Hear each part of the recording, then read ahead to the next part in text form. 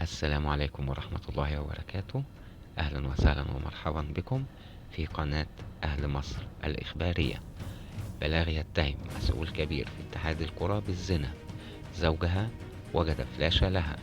تقدم المحامي الكبير أحمد مهران ببلاغ للنائب العام اتهم فيه مسؤولا كبير باتحاد الكرة المصري، وهو عضو بلجنة المسابقات باتحاد الكرة، بجريمة الزنا مع زوجة موكله.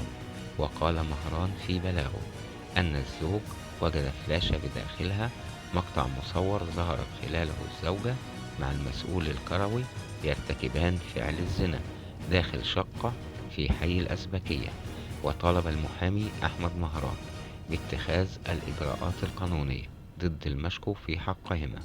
ونوه المحامي أحمد مهران إلى أن المادة 274 من قانون العقوبات نصت على معاقبة المرأة المتزوجة التي يثبت زناها بالحبس مدة لا تزيد عن 2 سنين، ويعاقب شريك الزانية بنفس العقوبة المقررة وفقا لنص المادة 175 من قانون العقوبات.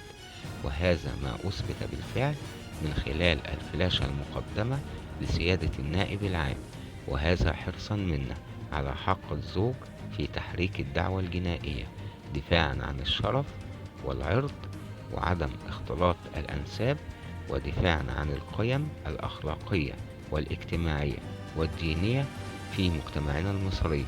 ونطالب سيادتكم بسرعة التحقيق فيما يجري.